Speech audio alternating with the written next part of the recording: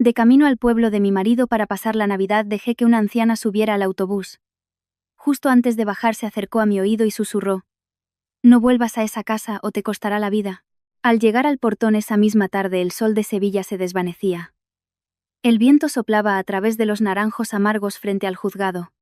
Y las hojas caían lánguidamente como si quisieran añadir una capa más de tristeza al gris del cuanel pavimento.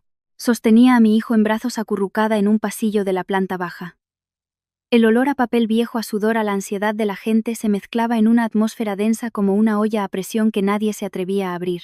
Me llamo Elena Rodríguez, aunque la gente me conoce como la nuera de los García desde el día en que me casé con Mateo García. Mi hijo Javier, que entonces apenas tenía 20 meses, aún no hablaba con claridad. Llamaba a su padre tata, y a mí mamá. Pensé que mi vida sería normal como la de tantas otras mujeres andaluzas. El marido trabaja, la mujer cuida de la casa, alguna que otra discusión seguida de una reconciliación. ¿Quién iba a decir que mi normalidad se haría añicos el día en que el sonido de un mazo de juez resonó directamente en mi corazón? La puerta de la sala se abrió, y los acusados comenzaron a salir. Vi a Mateo a lo lejos, sus manos unidas por unas esposas frías y brillantes. Estaba más delgado que la última vez que lo vi, con el pelo corto y el rostro demacrado. Pero lo que más me asustó no fueron las esposas, sino la calma imperturbable de su expresión. Dicen que solo lloras cuando duele, pero él no lloraba. Tampoco se resistía ni protestaba ni buscaba a nadie con la mirada como los acusados que había visto en la televisión. Caminaba con paso lento y firme, su mirada tan serena como un estanque en verano. Solo el rabillo de sus ojos estaba enrojecido, el rojo de quien ha pasado muchas noches en vela. Abracé a mi hijo con más fuerza. Él en su inocencia creía que estábamos de paseo, y se reía mientras jugaba con el cuello de mi camisa. Dios mío, qué ajeno estaba a todo mi hijo, mientras yo sentía que iba a derrumbarme allí mismo. Acusado Mateo García. La voz del funcionario retumbó en mis oídos dejándome sorda. Solo cuando la última frase cayó nítida y brutal: 8 años de prisión, comprendí la magnitud de la situación. Esto no era un pequeño enredo como su familia me había dicho. Me quedé paralizada con una bola de hielo instalada en el estómago. Miré a mi hijo, sus pequeñas manos aferradas a mi hombro, y pensé en 8 años. 8 años es tiempo suficiente para que un niño que balbucea se convierta en un escolar. 8 años es suficiente para que una mujer como yo vea consumirse su juventud. Condujeron a Mateo por el pasillo. Apenas pude cruzar una mirada con él. Me miró a mí, y luego a nuestro hijo. No fue una mirada de tranquila, todo irá bien como en las películas, sino una que pedía perdón sin palabras, tragándose el orgullo. Dijo en voz baja con una ronquera que apenas pude oír: Elena, cuida del niño. Es solo un problemilla. La palabra problemilla se me atascó en la garganta. ¿Cómo un problemilla se convierte en 8 años? Pero no tuve tiempo de preguntar. Los guardias se lo llevaron. No se giró ni una vez, como si una sola mirada atrás fuera a romper la coraza de calma que tanto le costaba mantener. En ese momento miré hacia la familia de mi marido.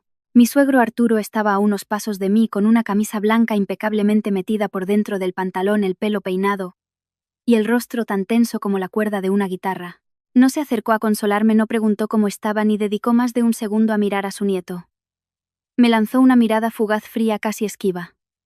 Mi suegra Carmen, en cambio, lloraba.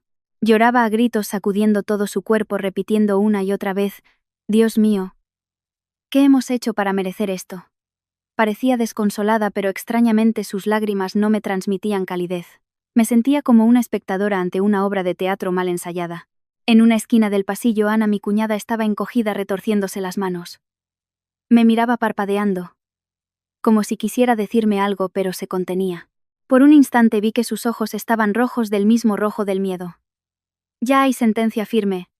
¿Qué piensas hacer?, me preguntó alguien. Era una prima lejana de la familia. Tras la pregunta se dio la vuelta con la misma ligereza con la que se pregunta el precio del pescado en el mercado. Solo pude esbozar una sonrisa torcida mientras abrazaba a mi hijo. Arturo se acercó, se plantó frente a mí, y dijo con voz seca: Coge al niño y vete a casa. No te quedes aquí. Levanté la vista a punto de preguntar: Papá, ¿qué ha pasado realmente? ¿Por qué una condena tan dura? Pero antes de que pudiera hablar añadió, remarcando cada palabra: En casa hablamos. Aquí la gente mira. Y eso fue todo. Ni una palabra de consuelo, ni una caricia para su nieto. De repente recordé el viejo dicho: en boca cerrada no entran moscas, pero en ese momento no pude contener las palabras, sino las lágrimas. Tenía miedo de que si empezaba a llorar no podría parar. Carmen me agarró del brazo con la cara empapada en lágrimas y mocos. Elena, hija, qué desgracia tan grande. Escuché la palabra desgracia, y mi corazón se encogió no por compasión, sino porque sentí que me estaban arrastrando a un círculo de obligaciones emocionales que usarían para atarme. Asentí para no discutir, sabiendo que montar una escena allí solo serviría de espectáculo para los curiosos. Acompañé a mis suegros al aparcamiento. En el camino me giré para mirar la puerta por la que se habían llevado a Mateo. Me dije en silencio: Mateo, no te abandonaré. Pero justo después, otro pensamiento frío y afilado surgió. Si no me dices la verdad, la encontraré yo misma. Porque una mujer puede soportar la pobreza y las dificultades, pero ser engañada y sonreír como si nada, eso es humillante. Y la humillación no cría a un hijo. El coche arrancó. Me senté detrás abrazando a Javi, que se había quedado dormido en mi pecho, ajeno a la enorme pérdida que acababa de sufrir su vida. Miraba la carretera, los árboles pasar a toda velocidad y sentí mi corazón como una tela rasgada en dos. Una mitad quería creer a mi familia política, creer las palabras de Mateo sobre un problemilla. La otra mitad susurraba que algo no cuadraba, que no podía ser tan simple. Desde el instante en que esas esposas se cerraron ante mis ojos, supe que mi vida entraba en una zona oscura. Y también supe que en esa oscuridad, si no encendía mi propia luz, nadie lo haría por mí. Al día siguiente me mudé de nuevo a Sevilla. No por fortaleza, sino porque no tenía otra opción. La ciudad es grande, la gente está ocupada. Y si tu tristeza cae al suelo, pocos se giran a mirar. Alquilé una habitación en un pequeño callejón con paredes desconchadas y un techo de uralita que convertía el lugar en un horno en verano, y goteaba en una esquina cada vez que llovía, justo donde solía poner la olla para el arroz. La primera noche extendí una estera vieja sobre el frío suelo de baldosas. Acosté a mi hijo a mi lado. Y mientras lo miraba dormir me dije a mí misma: aguanta, Elena. Tu hijo aún es pequeño. La sentencia de Mateo era de 8 años, pero la vida no se vive en cifras, se vive día a día. Y cada día es muy largo. Por la mañana me despertaba preocupada por el dinero para la leche, los pañales y el alquiler. Por la noche me dormía preocupada por encontrar trabajo al día siguiente. Me sentía como una máquina. Si me paraba un segundo, toda la familia se asfixiaba. Al principio llevaba a mi hijo conmigo a cualquier trabajo que encontraba: ayudante en la cocina de un bar, empaquetando mercancía, fregando platos, incluso vendiendo fruta en un puesto callejero. Los vecinos del bloque, compadeciéndose al verme siempre con el niño a cuestas, me preguntaban: ¿y tu marido dónde está, hija? Yo sonreía y decía: está trabajando fuera. De tanto repetirlo, la mentira se hizo costumbre, una costumbre dolorosa, porque no era para que ellos la creyeran, sino para no tener que contar una historia que me anudaba la garganta. Después de unos meses precarios conseguí trabajo, el pequeño Ultramarinos de la señora Isabel, al principio del callejón. Era una tienda modesta, pero entre abrir temprano, descargar cajas de refrescos al mediodía, pesar legumbres por la tarde y apuntar en la libreta las compras a crédito de los vecinos, tenía suficiente para mantenerme a flote. La señora Isabel me miró fijamente y dijo: si eres trabajadora y honrada, te doy el trabajo. La palabra honrada me hizo escocer los ojos. En ese momento solo me quedaba aferrarme a esa palabra, porque si perdía mi integridad temía irme a la deriva. Mi hijo Javi creció entre el ruido de las motos, el sonido del cuchillo del panadero y el arrastrar de las zapatillas por el callejón. Empezó a decir mamá con claridad. Y luego aprendió a llamar a su padre. Pero cada vez que preguntaba dónde está papá, yo guardaba silencio un instante. No quería enseñarle a mentir, pero tampoco quería que viviera con miedo. Opté por una respuesta suave: papá está trabajando lejos. Cuando vuelva te llevaré a verlo. Después de decirlo siempre me giraba rápidamente, porque si lo miraba a los ojos temía romper a llorar. Las noches eran lo más difícil. Durante el día corría, trabajaba y el ir y venir de la gente me ayudaba a olvidar. Pero al caer la noche en esa diminuta habitación, solo se oía el zumbido del ventilador y el lejano rumor del tráfico. Mi alma se sentía vacía. Una noche Javi tuvo fiebre alta. Mientras le ponía paños húmedos, controlaba la hora para darle el antitérmico. Afuera llovía a cántaros y el goteo en el cubo sonaba con un toc-toc desolador. Apreté los dientes, y no llamé a mis suegros. No por orgullo, sino porque recordaba perfectamente las veces anteriores que mi debilidad me había hecho llamar. Al otro lado solo una frase seca: eres la nuera, aguanta como puedas. Una voz que depositaba una carga sobre mis hombros, y luego se lavaba las manos. No preguntaban si mi hijo estaba bien. No preguntaban si yo había podido comer algo. Solo me atrevía a llamar a Mateo a la prisión siguiendo el horario establecido. Cada llamada era una cuenta atrás de minutos, dinero y emociones, porque temía que escuchar su voz me ablandara. Al otro lado su voz siempre sonaba ronca como si le faltara el sueño. Aún así se esforzaba por reír y hablar con nuestro hijo. Javi, ¿te portas bien? ¿Haces caso a mamá? El niño aferrado al auricular balbuceaba: papá, papá, ven a casa. Mateo hacía una pequeña pausa tan breve, que podría parecer una interferencia en la línea. Luego decía: claro, campeón. Papá volverá pronto. A veces al colgar mis manos todavía temblaban. Quería hacerle 1000 preguntas, pero al final solo le preguntaba por la comida y su salud. Temía que si profundizaba él me esquivaría. Y cuanto más me esquivaba, más se me encogía el corazón. Dicen que un matrimonio unido puede mover montañas. Pero si uno de los dos esconde la mitad de la verdad, ¿en qué se apoya el otro? Pasaron 26 meses.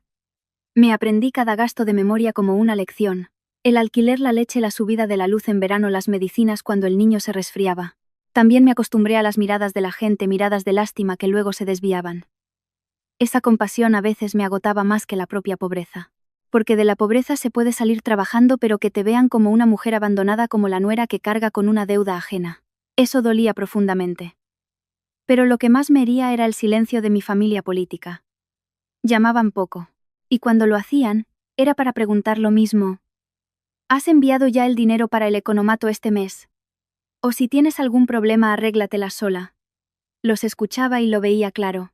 Consideraban el asunto de Mateo como una mancha que había que ocultar. Y a mí, como el trapo para limpiarla. Suena cruel.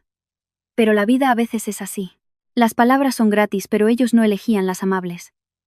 Elegían las que me obligaban a tragar. A veces quería dejarlo todo y volver a casa de mi madre. Pero mi madre era humilde y siempre andaba con sus achaques. Volver solo sería una carga más. Me decía a mí misma: paciencia. Y a seguir luchando. No necesitaba ser rica, solo quería que mi hijo creciera como una persona decente y que mi marido tuviera un camino de vuelta. Y entonces una tarde a pocos días de Navidad, mientras colocaba unas cajas de pasta en una estantería, el teléfono sonó insistentemente. En la pantalla apareció el nombre de Carmen. Mi corazón dio un vuelco. Apenas tuve tiempo de limpiarme las manos cuando una voz extrañamente dulce sonó al otro lado. Tan dulce que parecía que en los últimos 2 años nunca me hubiera tratado con frialdad. Me quedé de pie en medio de la tienda con un escalofrío recorriéndome la espalda, porque entendí que en esta vida las cosas que son demasiado repentinas rara vez son simples. La llamada de Carmen esa tarde con esa voz tan extrañamente dulce me dejó paralizada en medio de la tienda. No respondí de inmediato.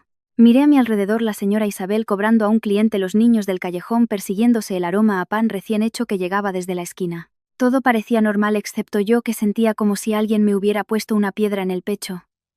Sostenía el teléfono y en mi mente apareció la imagen de la casa en el pueblo, el lugar al que llegué como nuera. La casa de los García estaba al final de un camino de tierra rojiza. En verano el polvo lo cubría todo. En invierno, el barro era un lodazal. Al llegar al patio, veías una cancela de hierro pintada de verde, con el número de la casa perfectamente colocado. Una casa diseñada para que todo el mundo viera que allí reinaba el orden. A un lado una parra. En el porche unas macetas con geranios. A primera vista parecía un hogar acogedor, casi idílico. Pero ese calor a menudo era solo una fachada. Lo que de verdad importaba era lo que se decía dentro, lo que determinaba si eras o no de la familia. Mi suegro Arturo era un hombre de pocas palabras, pero cada una de ellas era una orden. Siempre llevaba la camisa metida por dentro del pantalón y le gustaba que todo estuviera limpio y ordenado. La gente del pueblo lo saludaba con un respetuoso buenos días, don Arturo. Algunos susurraban: ese hombre tiene mucho carácter, cuidado con lo que dices. Cuando llegué a la familia, Arturo nunca me maltrató ni me insultó, pero tenía una forma de mirar que te hacía sentir pequeña. Hablando con él siempre tenía que medir mis palabras. Un error y él guardaba silencio. Y ese silencio era lo más aterrador. Era como una sentencia suspendida sin saber cuándo caería sobre ti. Mi suegra Carmen era todo lo contrario. Hablaba mucho con una voz suave, siempre quejándose de sus males. Tenía un don para hacer que los demás sintieran lástima por ella. Y a partir de esa lástima la gente, sin darse cuenta, asumía una responsabilidad. El primer día que fui a conocerlos me llevó a la cocina, y mientras cortaba cebolla suspiró. He sufrido mucho desde que mis hijos eran pequeños. En esta casa yo me encargo de todo. Al principio sentí compasión, pero con el tiempo aprendí que algunos suspiros no son para compartir una pena, sino para hacer que los demás se sientan en deuda. En la casa vivían ellos dos. Mateo el hijo mayor, luego Ana la hermana, y finalmente Héctor el pequeño. Mateo en aquel entonces, cuando volvía de trabajar fuera, ayudaba a su padre con las reparaciones y a su madre a llevar cosas al mercado. No era un hombre de palabras bonitas, pero quería a su familia de una manera silenciosa, haciendo lo que fuera necesario. Me casé con él, por eso era bueno trabajador, y siempre pensaba en los demás antes que en sí mismo. Dicen que de bueno a veces uno es tonto. Odiaba esa frase. Pero pensándolo bien, la vida a veces es cruel y te demuestra que es cierta. Héctor era su polo opuesto. Era unos años más joven que Mateo, alto, hablador rápido, y siempre con una sonrisa. Cuando llegué me llamaba cuñada con una dulzura empalagosa, pero su mirada era esquiva, como si viera en mí a una extraña que venía a ocupar su lugar. Héctor era el consentido de sus padres, siempre con la excusa de que aún es joven. Aunque esa juventud ya le daba para irse de copas, juntarse con sus amigos y gastar sin medida. A veces volvía tarde oliendo a alcohol y Carmen solo le decía con suavidad: «Venga a la cama, hijo». Si Mateo se atrevía a recriminarle algo, Arturo intervenía con voz grave: «No hagáis un drama entre hermanos». Y Mateo callaba. Recuerdo una vez durante una comida que Héctor cogió el mejor trozo de carne, se lo puso en su plato y dijo: «El hijo pequeño tiene privilegios». Carmen y Arturo rieron. Yo reí por compromiso, pero por dentro sentí una punzada. No era por el trozo de carne, era porque ese privilegio que parecía una broma con el tiempo se convertiría en una norma. Y las normas son difíciles de cambiar, como una manzana podrida que estropea el resto. A veces pensaba así, y luego me reñía a mí misma. «Vamos, Elena, no seas tan quisquillosa». Ana, la hermana, era la que más me desconcertaba. Hablaba poco siempre. Estaba en la cocina fregando platos, o en un rincón con el móvil. No era mala conmigo. Una vez, al verme agotada con el niño en brazos, me trajo en silencio un vaso de agua tibia y me dijo en voz baja: «Bebe, cuñada». Pero en cuanto sus padres hablaban, se encogía como un gato deslumbrado por los faros de un coche. Una vez le pregunté: «¿Por qué siempre pareces asustada?». Ella forzó una sonrisa y contestó: «Es la costumbre». Esa sonrisa no tenía nada de alegre. En esa casa, incluso el modo de dirigirse a los demás marcaba una distancia. Delante de mis suegros siempre decía sí padre, sí madre, con voz suave. Cuando estaba a solas con Carmen, a veces me llamaba hija con mucho cariño. Pero si yo no estaba de acuerdo con algo, cambiaba inmediatamente a un tú, con un tono que sonaba a expulsión. Entonces lo entendí. Algunas palabras no se usan para llamar, sino para poner a cada uno en su sitio. Cuando te llaman hija, estás dentro de la casa. Cuando te dicen tú de esa manera, te conviertes en una extraña. Como nuera fui paciente. No por eso pundo. Ayudaba en la cocina, en la limpieza, aprendí a leer sus caras para evitar problemas. Siempre pensé de forma simple: quien bien obra, bien acaba. Si vives con decencia, la vida te recompensa. Pero en esa casa encontré algo más, algo a lo que entonces no sabía ponerle nombre. Era la sensación de que todo giraba en torno a un centro. Y ese centro no era la justicia ni el amor conyugal, sino algo que Arturo mencionaba a menudo: las apariencias. Si un vecino venía de visita, Arturo se volvía hablador y sonriente. Carmen sacaba la mejor fruta, me llamaba para que saludara con dulzura, como si en esa casa reinara siempre la armonía. Pero en cuanto el invitado se iba, antes de que el sonido de sus pasos se apagara en la calle, el tono dentro de la casa cambiaba. Una vez mi hijo derramó un vaso de agua sin querer. Arturo no le riñó a él. Me miró a mí y dijo: «Educa a tu hijo como es debido». Fue una frase suave, pero sentí como si me hubieran dado una bofetada. Porque no solo estaba hablando de educar a mi hijo, me estaba educando a mí. Recuerdo una de las raras ocasiones en que Mateo me abrazó en el patio y me susurró: «Ten paciencia». Pero él solo sonrió con esa bondad suya, la de quien siempre elige el camino fácil para los demás y el difícil para sí mismo. Ahora, de pie en medio de Sevilla, con el teléfono en la mano y escuchando la extraña dulzura de Carmen, todos esos recuerdos volvían en tropel. No como una tormenta, sino como el agua que empapa la tierra, que cala lentamente hasta que sientes el frío. Ya no era la nuera novata que llegó a esa casa con una fe ingenua. Era una esposa que había pasado demasiadas noches en vela con su hijo enfermo. Y entendía que en la vida de una mujer, algunas trampas no están en la calle, sino en medio de una comida familiar, en un tratamiento cariñoso, en la palabra familia, que te meten por los ojos. Respiré hondo, me pegué el teléfono a la oreja y me dije: esta vez voy a escuchar cada palabra con atención, no para creer, sino para saber en qué me estoy metiendo.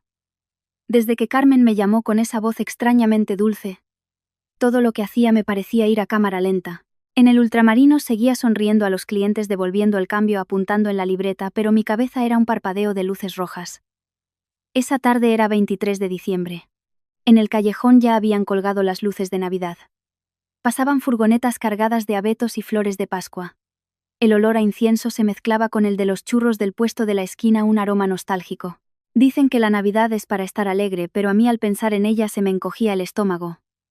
Carmen llamó por segunda vez mientras yo colocaba unas cajas de refrescos en una estantería. El timbre sonó sin parar como si temiera que me escapara. Elena, hija, soy yo, mamá. Su voz era suave alargando las palabras. Vente con el niño a pasar la Nochebuena. Vale. Una casa necesita la risa de un niño para tener calor. Los abuelos lo echan de menos que se mueren. Hice una pausa. Antes al oír echan de menos al niño me habría ablandado al instante. Pero ya había vivido lo suficiente para saber que cuando alguien quiere algo apunta a tu punto más débil. Veré qué turnos tengo en la tienda, mamá, respondí con cautela. Ella suspiró, ese tipo de suspiro calculado para hacerte sentir culpable. ¿Qué turnos ni qué nada? En estas fechas toda la familia tiene que estar unida. Además tienes que venir para que arreglemos lo de Mateo. Al oír arreglemos lo de Mateo mi corazón se detuvo. Era como si me abrieran una puerta que anhelaba y temía cruzar a la vez. ¿Arreglar qué, mamá?, pregunté directamente intentando mantener la voz neutra. Carmen soltó una risita. Pues ayudarle. Cuando vengas te lo explico por teléfono, es un lío. Escuché la palabra lío y me sentí realmente liada. Su forma de hablar con rodeos me recordó a la gente en el mercado que quiere un descuento, pero no dice el precio. Te halagan el producto. Te hablan con dulzura. Y al final te das cuenta de que te están presionando. Iba a preguntar más, pero la voz de Arturo se interpuso, seguro que estaba a su lado. Ven, tenemos que hablar. Una sola frase, sin emoción, sin suavidad, sin necesidad de nada más. Sentí un escalofrío. Hablaba como si diera una orden, pero la envolvía en un "es por tu marido" para que me fuera difícil negarme. De acuerdo, respondí, aunque por dentro no estaba nada de acuerdo. Al colgar me dejé caer en un taburete de plástico tras el mostrador. La señora Isabel me miró. ¿Pasa algo en casa, hija?, negué con la cabeza sonriendo. No, nada. Con las fiestas ya sabe la familia que llama para que vaya. No le conté la verdad. Si se lo contaba sentiría lástima y temía que esa lástima me hiciera débil. Esa noche, acostada junto a mi hijo escuchando su respiración acompasada, miraba al techo con los ojos abiertos. Ya no pensaba en el dinero. Pensaba en esa frase: cuando vengas te lo explico. Odiaba esa forma de hablar.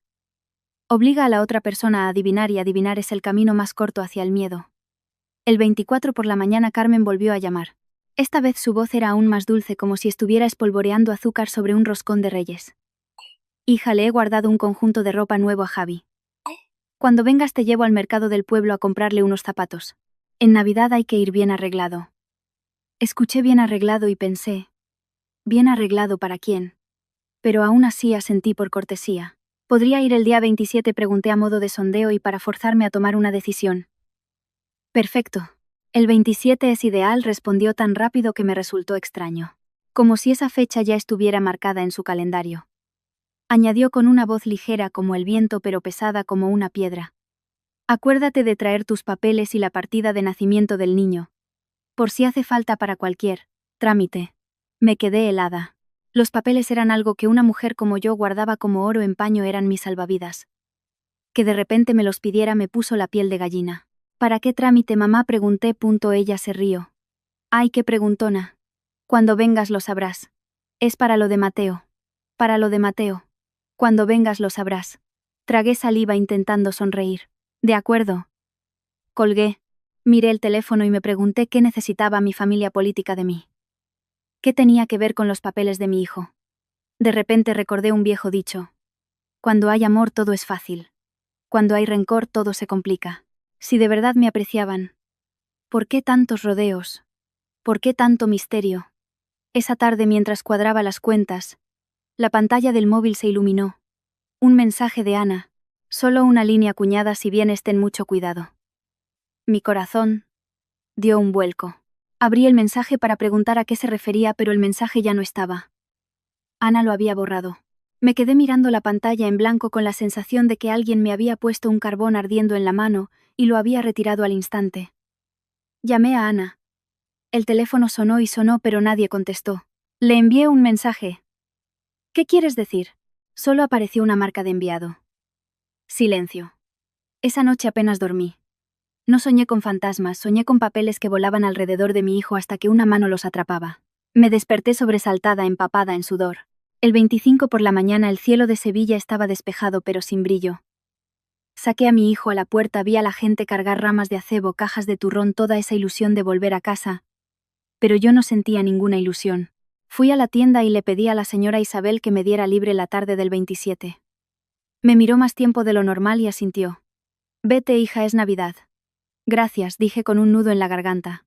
No me atreví a decirle que iba a pasar la Navidad como quien va a un examen. Por la tarde volví a la habitación y saqué una vieja bolsa de viaje. No empaqué mucho. Compré unos dulces, una botella de vino de Talles para mis suegros para no quedar como una nuera desagradecida. Pero además de eso, en secreto preparé algo más que nadie me había pedido. Pero que yo sabía que necesitaba: fotocopias de los documentos de mi hijo, algo de dinero en efectivo y una tarjeta de autobús escondida en un bolsillo pequeño.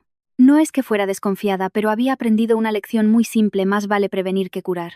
Una mujer con un hijo a su cargo no puede permitirse un solo paso en falso. Esa noche Carmen llamó una última vez para confirmar. El 27 vienes, ¿verdad? Te espero. Su voz era suave pero firme, como si ya me hubiera atado una cuerda a la muñeca. Colgué y me senté junto a Javi, que jugaba con un coche de juguete. Levantó la vista y me sonrió con una inocencia que dolía. Le acaricié el pelo y le susurré como si me lo dijera a mí misma. Mamá no vuelve para pedir nada a nadie, mamá vuelve para saber la verdad. En mi interior ya no había un miedo vago, sino una lucidez fría. No sabía qué partida estaban jugando mis suegros, pero sabía que no podía entrar en ella con los ojos cerrados. Detrás de mí estaba mi hijo. Y delante una Navidad que con un solo movimiento en falso podría desviar mi vida hacia un rumbo del que no podría volver. La mañana del 27 de diciembre me levanté más temprano de lo habitual. En Sevilla no hacía frío, pero el aire tenía esa frescura especial de los últimos días del año. Una frescura que te invita a volver a casa, a sentarte junto a un buen guiso, a escuchar las charlas familiares. A mí no me esperaba nada de eso, solo el tic-tac del reloj y el sonido de mi hijo revolviéndose en el colchón. Levanté a Javi y le puse la ropa más decente que tenía. Aún medio dormido se frotó los ojos y sonrió haciéndome una pregunta que me llenó de ternura y dolor. «¿Vamos de paseo, mamá?», asentí acariciándole el pelo. «Sí, cariño, vamos a visitar a los abuelos». No dije paternos en voz alta, temiendo que la palabra se me atascara. Mi equipaje era escaso. Los regalos eran los justos para no recibir miradas de reproche. Lo importante lo dividí en dos lugares, una parte en el bolso, otra escondida en un bolsillo interior de mi chaqueta. No lo hacía por desconfianza, sino porque la vida me había enseñado a ser precavida, a tener siempre una vía de escape. La estación de autobuses era un caos.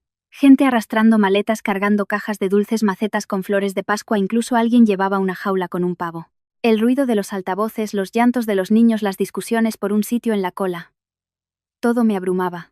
Apreté a mi hijo contra mi pecho con miedo a que se perdiera o que alguien lo golpeara sin querer. Javi, en cambio, estaba fascinado. Todo era nuevo para él. «Mira, mamá, un autobús. Mira a ese señor». Lo señalaba todo con los ojos brillantes. Lo miré y mi corazón se encogió. Su alegría era como una pequeña vela y yo temía que una ráfaga de viento la apagara. En el autobús elegí un asiento junto a la ventana para que no se mareara. En cuanto el motor arrancó, el olor del aire acondicionado se mezcló con el de la gente y la comida, creando una atmósfera densa. Le subí la mascarilla a Javi y apoyé la cabeza en el asiento intentando relajarme. «Vamos, Elena, solo tienes que ir a escuchar y luego decidir». El autobús se puso en marcha, dejando atrás las calles de Sevilla. Los edificios, las luces de Navidad, las motos, todo pasaba como en una película a cámara rápida. Javi pegó la cara al cristal. «Mamá. Casas». Yo asentía para que estuviera contento, pero mi vista estaba fija en el horizonte con un nudo en el estómago. Después de una hora, cuando ya estábamos en una carretera más despejada, mi teléfono vibró. Era Carmen. Miré la pantalla, respiré hondo y contesté con voz neutra. «Sí, mamá». Fue directa al grano, sin los rodeos de los días anteriores. «¿Por dónde vais?» «Acabamos de salir de la ciudad». «Vale, ten cuidado con el niño. Cuando lleguéis llámame para que salga a buscaros». Escuché «salga a buscaros» y no sentí ninguna calidez. Sentí que necesitaba saber exactamente dónde estaba, cuánto tardaría en llegar, como si tuviera que preparar algo. Colgué y miré por la ventana. El cielo estaba grisáceo con nubes alargadas. Pasamos junto a campos ya cosechados con los rastrojos amarillentos. El viento levantaba remolinos de polvo. Respiré hondo, pero cuanto más aire tomaba, más pesado se sentía mi pecho. No entendía por qué, pero aunque iba a pasar la Navidad en familia, me sentía como si fuera a una cita de la que no podía escapar. Javi se cansó de mirar y se quedó dormido apoyado en mi brazo. Lo acomodé en mi regazo y lo tapé con una mantita. Solo al verlo dormir me permití respirar más despacio. Dicen que las mujeres son débiles, pero una mujer con un hijo es increíblemente fuerte. Puedes soportar el hambre, el cansancio, la humillación, pero no que alguien le haga daño a tu hijo. El autobús paró en un área de servicio. Bajé con Javi en brazos para que fuera al baño y compré una botella de agua y un bollo. Mientras me movía con dificultad, el teléfono volvió a sonar. Esta vez era Arturo. Instintivamente me puse derecha. Sí, padre. Su voz era tan seca como siempre, como si estuviera en una reunión de negocios. ¿Cuánto falta? Llegaremos por la tarde, padre. Bien. Venid directos a casa. No os entretengáis por ahí. Y eso fue todo. Ni un. ¿Habéis comido ni un? ¿Estáis cansados del viaje? Sentí la garganta seca. Asentí aunque él no podía verme. Sí. Al colgar noté que tenía las manos frías. La mujer que vendía agua me miró. ¿Vuelves a casa por Navidad, hija? Forcé una sonrisa. Sí, vuelvo. La gente dice vuelvo con alegría. Yo lo decía como si nombrara una tormenta. De nuevo en el autobús me quedé en silencio. No me atreví a escribirle a Ana. Su mensaje de ten mucho cuidado seguía clavado en mi mente. Una advertencia sin explicación. Quizás por miedo a que la descubrieran, o quizás porque ni ella misma se atrevía a nombrar el peligro. Me dije a mí misma que lo mejor era esperar ver y oír por mí misma antes de actuar. A medida que avanzábamos, el paisaje se volvía más rural. Empezaron a aparecer las señales que indicaban la cercanía del pueblo. Sentí mi corazón latir de forma irregular.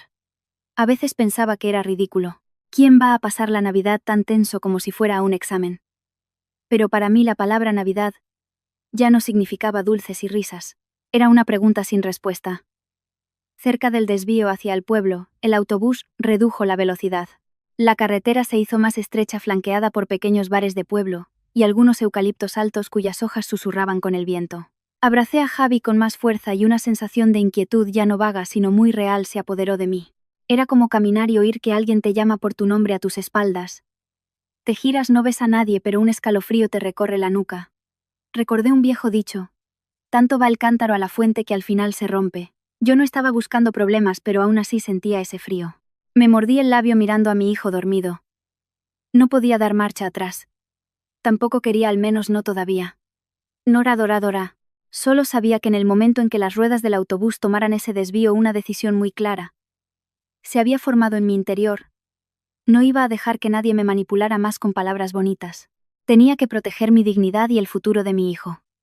Justo cuando el autobús aminoraba en el desvío hacia el pueblo, el conductor se detuvo unos minutos, probablemente para recoger a más pasajeros. Miré por la ventanilla y vi al borde de la carretera a una anciana muy menuda de pie junto al tronco de un eucalipto. Llevaba en la mano una bolsa de plástico roja y desgastada, y su abrigo descolorido delataba muchos inviernos. Estaba allí mirando pasar los coches, pero ninguno se detenía. La escena me recordó a mi abuela, que en paz descanse, que solía esperar el autobús al final del camino con su cesta en la mano y las piernas temblorosas. No soy rica ni especialmente caritativa, pero en vísperas de Navidad ver a una anciana sola en la carretera me ablandó el corazón. Me acerqué al conductor y le dije en voz baja: «Perdone, ¿podríamos preguntarle a esa señora a dónde va? Si va en nuestra dirección podría subir». El conductor me miró, probablemente pensando que era una molestia, pero al ver que llevaba un niño en brazos asintió. «Si quiere, dígale que suba». Bajé la ventanilla y la llamé. «Señora, ¿a dónde va? Si vamos por el mismo camino, suba con nosotros». La anciana se giró. Sus ojos, aunque nublados por la edad, eran agudos. Nos miró a mí, a mi hijo y luego al autobús como sopesando la oferta. Un momento después se acercó y, agarrándose al marco de la puerta, subió. Se sentó en el asiento delante de mí, soltando un largo suspiro. En cuanto se sentó, un olor a mentol y hierbas medicinales llenó el aire, un olor familiar y honesto. Me tranquilizó, era el olor de una persona mayor y sencilla, no de alguien que finge. Le ofrecí mi botella de agua. Bebió un sorbo para calmar la sed. La aceptó, asintió y dijo: «Gracias, hija». Su voz era ronca pero cálida. Mi hijo se había despertado. Se frotó los ojos y miró a la anciana incorporándose. Le susurré: «Javi, saluda a la señora». Javi, muy obediente, juntó las manos como le habían enseñado en la guardería. «Hola, señora». La anciana sonrió mostrando sus encías. «Qué niño más educado». «¿A dónde va usted, señora?», le pregunté. Respondió lentamente: «Voy a mi aldea cerca del pueblo. Estuve unos días en el médico, y ahora vuelvo a tiempo para la Nochebuena». Asentí. El nombre de la aldea me sonaba. La casa de mis suegros estaba en esa dirección. Iba a preguntarle más, pero de repente la anciana se giró y me miró más detenidamente. No era una mirada de curiosidad, sino la de alguien que intenta recordar un rostro. ¿Y tú, hija? ¿A dónde vas con el niño? Voy a casa de la familia de mi marido. También por esa zona, señora. La anciana volvió a mirar a mi hijo, luego a la bolsa que yo tenía a mis pies. Preguntó con un tono casual. ¿Cuántos años tiene tu niño? Casi 3. Asintió y luego hizo otra pregunta. Una que me dejó helada. ¿Vas a casa de Arturo y Carmen? Me sobresalté. Sí, ¿cómo lo sabe? La anciana no respondió de inmediato. Se giró hacia la ventana mirando los árboles pasar con los labios apretados. Esperé. El autobús se quedó en un silencio extraño, solo roto por el ruido del motor. Un momento después se volvió y dijo lenta, pero claramente. Tú eres la mujer de Mateo. ¿Verdad? Sentí un escalofrío recorrer mi espalda. Que yo fuera la nuera de los García no era un secreto en el pueblo, pero que una extraña en un autobús supiera el nombre de mi marido no podía ser una coincidencia. Sí, soy yo. ¿Quién es usted, señora? La anciana suspiró como si las palabras le salieran del alma. Soy Pilar, vivo en la aldea. Te vi algunas veces antes cuando venías con el niño. Eso me tranquilizó un poco. Era normal que alguien del mismo pueblo me reconociera. Pero la mirada de Pilar no era de simple saludo. Era la mirada de alguien que tiene algo importante que decir. Y lo dijo sin rodeos. No vuelvas a esa casa tú sola. Creí haber oído mal. ¿Por qué dice eso, señora? Es Navidad, voy para que los abuelos disfruten del niño. Pilar negó con la cabeza, un gesto lento pero firme. Tú no sabes nada, ¿verdad? Tragué saliva. Saber que Pilar miró a su alrededor como si temiera que las paredes oyeran. Luego se inclinó hacia mí y susurró, pero cada palabra cayó como una piedra. Tu marido no está en la cárcel por algo que él hizo. Mi corazón dio un vuelco tan fuerte que me zumbó en los oídos. Me agarré al borde del asiento. ¿Qué? ¿Qué está diciendo Pilar? Continuó en voz baja, con una voz temblorosa pero segura. Está cubriendo a otra persona. Forcé una sonrisa. Mi primer instinto fue negarlo, porque si no lo negaba no sabía a qué aferrarme. Señora, mi familia política me dijo que fue un enredo, un problemilla. Pilar me miró con una mezcla de compasión y enfado. ¿Y te lo creíste? Todo el pueblo lo sabe, pero la gente calla. Callan por miedo a esa familia. Son poderosos, saben cómo hacer que la gente se asuste. Abracé a mi hijo con más fuerza. Él jugaba con su cochecito ajeno a la conversación. Lo miré con un nudo en la garganta. Pregunté intentando mantener la calma: ¿a quién está cubriendo? ¿Quién lo hizo realmente? Pilar no respondió de inmediato. Respiró hondo como cogiendo valor. Luego dijo una frase que me golpeó como un rayo. Su hermano pequeño, Héctor. Me quedé sin palabras. Recordé el rostro de Héctor, el favoritismo de Carmen, la forma en que Arturo siempre lo protegía. Todos esos recuerdos dispersos de repente encajaron como las piezas de un puzzle. Pregunté con la voz rota: señora, ¿está segura? Pilar me miró directamente a los ojos. Soy vieja. ¿Qué gano yo inventando historias? Hubo un problema muy gordo, la policía investigaba, y ellos se las arreglaron para que Mateo se declarara culpable. Al decir esto sus ojos se enrojecieron. Mateo quiere a sus padres, quiere a su hermano. Y cargó con la culpa. No te lo dijo por miedo a que cogieras al niño y lo dejaras. Escuchaba sus palabras y sentía que el suelo desaparecía bajo mis pies. Quería llorar, pero las lágrimas no salían, estaban congeladas en mi pecho. Recordé la calma de Mateo en el juzgado. Esa calma de alguien que ya estaba preparado. En ese momento sentí que algo no cuadraba. Ahora empezaba a entender qué podía ser. Pilar me apretó suavemente la muñeca y continuó con voz baja y urgente. Si vuelves ahora no es para celebrar la Navidad.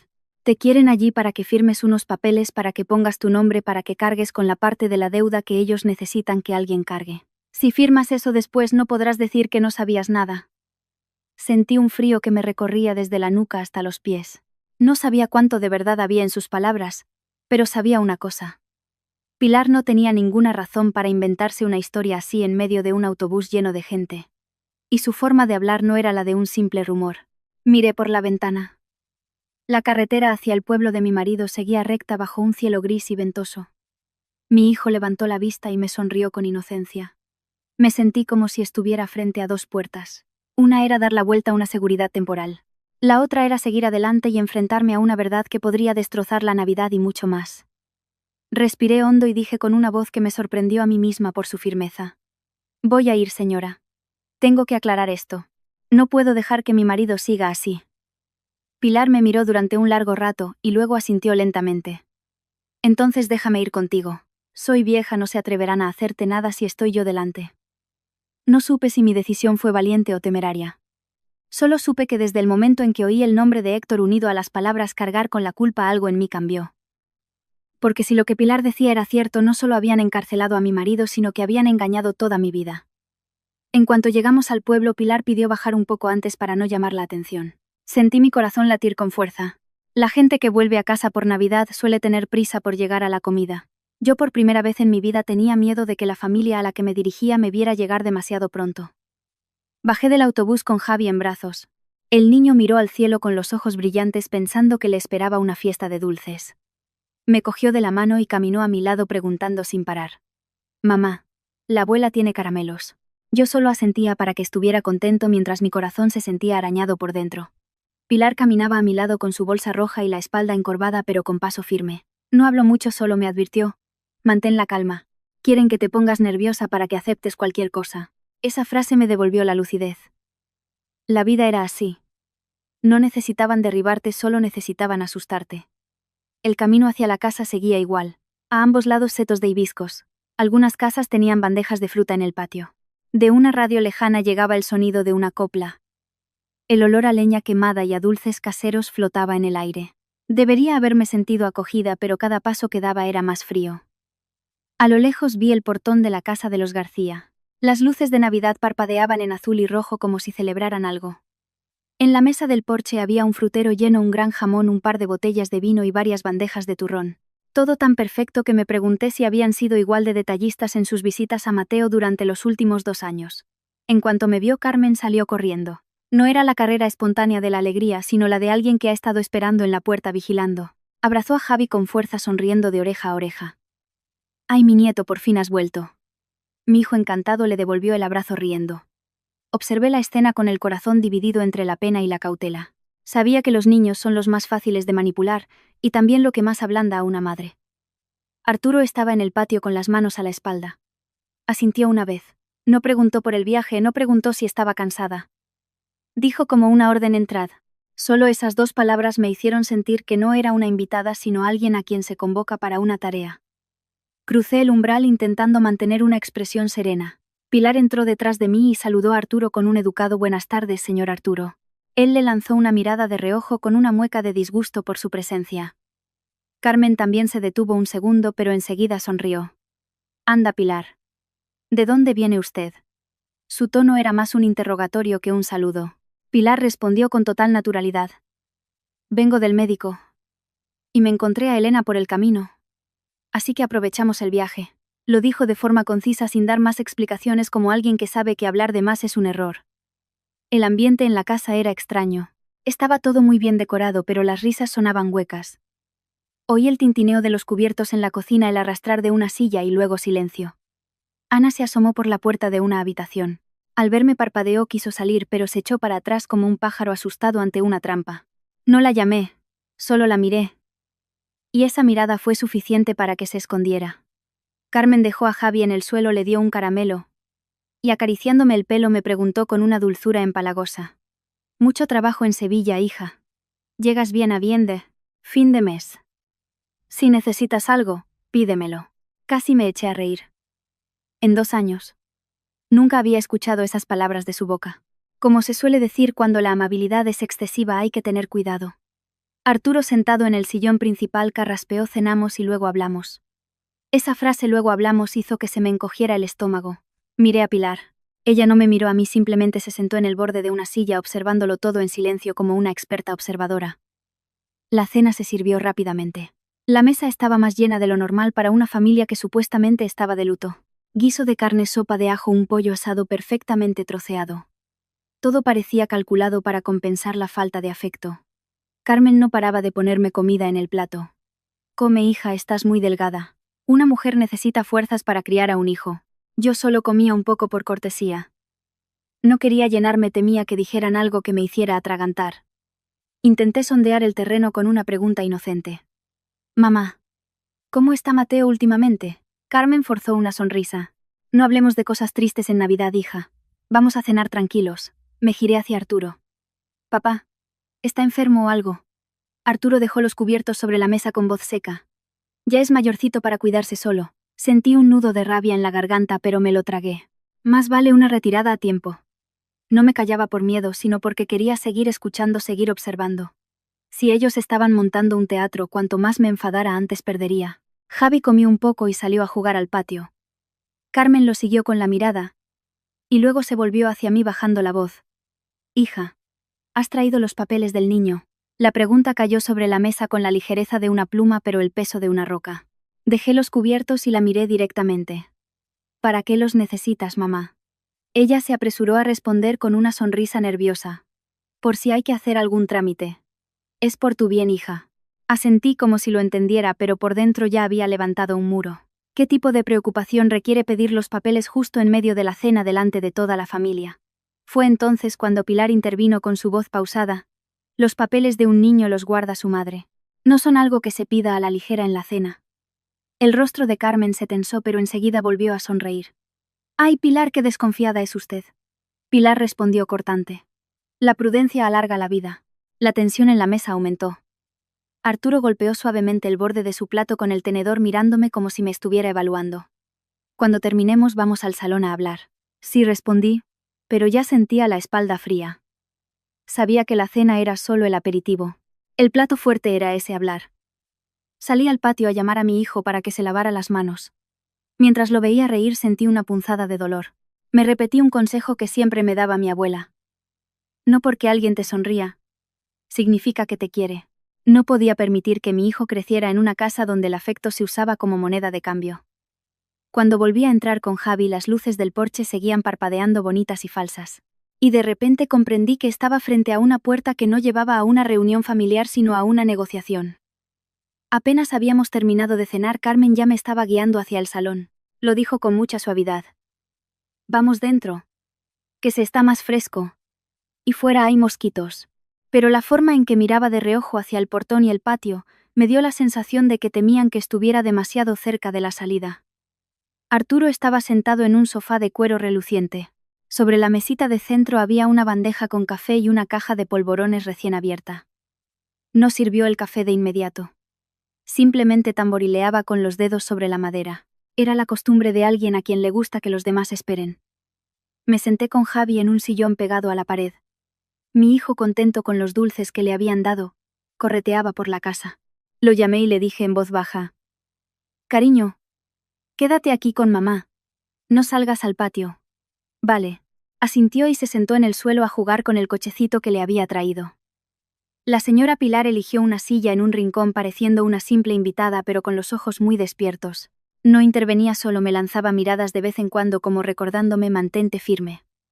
Carmen me sirvió una taza de café, empujándola hacia mí con una voz almibarada: «Bebe, hija, para que te sientes bien. Desde que pasó lo de Mateo, imagino lo duro que ha sido para ti». Sostenía la taza caliente pero no sentía ningún calor en mi interior. Respondí con la cortesía justa.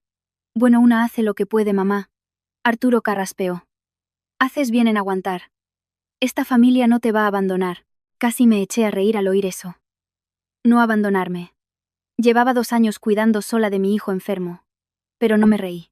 Lo miré fijamente esperando que continuara. «Por eso te hemos llamado», intervino Carmen. «Para ayudar a Mateo, para ayudar a la familia. Eres su mujer, ¿quién mejor que tú para hacerlo?». Sentí cómo usaban la palabra mujer como un gancho. «¿Ayudar cómo?», pregunté yendo al grano. Carmen chasqueó la lengua como si le costara encontrar las palabras. «Bueno, ya sabes, para que las cosas se solucionen hay que mostrar buena voluntad. Y a veces la buena voluntad necesita papeles claros». Dejé la taza sobre la mesa. Mi barrera interna se estaba alzando. Otra vez los papeles. «¿Qué papeles, mamá?», Carmen rió. «Ay, qué impaciente. Primero dime, ¿has traído la partida de nacimiento del niño? El libro de familia. ¿Y tu DNI?» La miré sin responder de inmediato. No quería decir ni sí ni no. Cualquier respuesta me dejaría en una posición vulnerable. Me limité a decir con evasivas: «Mis papeles siempre los tengo bien guardados». Fue entonces cuando Arturo habló con voz seca y cortante como un cuchillo. «¿Tienes alguna propiedad a tu nombre?», creí haber oído mal. Lo miré y repetí, perdón padre, frunció el ceño, propiedades, tierras, cuentas bancarias. Si tienes algo a tu nombre, dilo claramente. Esa pregunta fue como una bofetada a mi dignidad. No era una pregunta interesada, era un inventario. Sentí que la sangre me subía a la cara, pero forcé una voz tranquila. Padre Mateo y yo somos gente humilde, no tenemos propiedades. Carmen se apresuró a intervenir con un tono que pretendía ser tranquilizador. No te lo preguntamos para quitarte nada, hija. Es para ver cómo podemos ayudar a Mateo. ¿Lo entiendes? Si de verdad quieres a tu marido, tienes que pensar en el bien de todos. Miré a la señora Pilar. Ella seguía en silencio bebiendo su café con una lentitud deliberada. Ese gesto me devolvió la calma. Recordé sus palabras. Quieren que te pongas nerviosa para que aceptes cualquier cosa. Respiré hondo y dije lentamente. Precisamente porque quiero a mi marido. Quiero saber qué estamos haciendo. ¿Cómo se le ayuda exactamente, padre, madre? Hablad claro, por favor. Arturo me sostuvo la mirada como sopesando si era obediente o rebelde. Luego se levantó y fue a una de las habitaciones. Oí el ruido de un armario abriéndose, el de un cajón. Carmen, sentada frente a mí, sonreía, pero sus ojos no. Se alisaba el vestido y miraba nerviosamente hacia el patio como si vigilara algo. Ana, que había estado escondida, se asomó de nuevo pálida. Nuestras miradas se cruzaron. Se apartó rápidamente como si temiera que leyera sus pensamientos. Iba a llamarla, pero Arturo ya había vuelto. En sus manos traía una carpeta de plástico gruesa y vieja. La dejó caer sobre la mesa con un golpe seco que sobresaltó a mi hijo. Carmen cambió inmediatamente su tono a uno suave como el algodón. Mira, hija. Los papeles ya están preparados. Solo tienes que firmar. Y todo se arreglará. Firma para salvar a tu marido. Aún no había abierto la carpeta, pero la palabra firmar me heló la sangre. La señora Pilar apoyó las manos en sus rodillas con una mirada afilada como una navaja. Y Arturo me miraba fijamente como si mi respuesta ya estuviera escrita en esos papeles. Apoyé las manos en el borde de la mesa, miré directamente a Arturo y luego a Carmen. Dije con voz clara. No voy a firmar nada sin leerlo primero. Arturo. Replicó con voz grave, léelo. Pero después firmas. No respondí sí como siempre. Simplemente acerqué la carpeta hacia mí. El tacto del plástico frío en mis dedos hizo que mi corazón diera un vuelco. No era miedo. Era la certeza de que me estaban poniendo en una balanza. Abrí la carpeta. La primera página era un documento de compromiso lleno de texto denso y con un sello rojo brillante. La tinta aún estaba fresca. Leí cada línea lentamente, sabiendo que la prisa podía ser una soga en mi cuello. Carmen, frente a mí, retorcía las manos suspirando. Venga, hija, lee rápido y firma, que no hay tiempo que perder. Arturo, con los brazos cruzados, no me quitaba los ojos de encima. No me metía prisa con palabras, sino con su mirada. Pasé a la segunda página, luego a la tercera. Cuanto más leía, más seca sentía la garganta. Lo llamaban un acuerdo de reparación de daños, apoyo a la familia afectada, condiciones para una reducción de condena. Sonaba muy noble, pero lo importante estaba al final en negrita. La persona responsable del pago, la que asumía la deuda, la que firmaba la obligación, era Elena Rodríguez. Levanté la vista y pregunté manteniendo la compostura. Padre, ¿por qué este papel está a mi nombre? Vosotros sois sus padres. ¿Por qué no lo firmáis vosotros? Carmen, sobresaltada, respondió rápidamente con dulzura forzada. Ay, hija, que lo firmes. Tú o nosotros es lo mismo, somos familia. Así es más fácil para los trámites. Nosotros ya somos mayores para tanto papeleo. La miré y dije lentamente. Decís que sois mayores, pero este papel me ata de por vida a mí. Arturo golpeó la mesa con los dedos. Basta de rodeos. Firma de una vez. Volví a mirar los papeles. Esta vez busqué las cifras. Y allí estaban en un anexo. El importe total para la reparación y gastos de gestión era de 80.000 euros. Debajo, en letra pequeña. En caso de impago, la firmante asumirá toda la responsabilidad civil correspondiente. Sonreí amargamente. Una mujer que trabaja en un ultramarinos y cría a su hijo en Sevilla. ¿De dónde iba a sacar 80.000 euros? Me giré hacia Arturo. Padre, una pregunta. Si firmo, ¿de dónde saco 80.000 euros? No soy un banco. Carmen se apresuró a intervenir con la voz a punto de quebrarse. Tú solo firma para que vean que tenemos buena voluntad. Luego nosotros ya pediremos un préstamo. Venderemos algo. Pero si no firmas, no nos ayudarán. La miré directamente. ¿Ayudar a Mateo? ¿O ayudar a otra persona, mamá? La pregunta cayó como una piedra. Ana, en el umbral, tembló.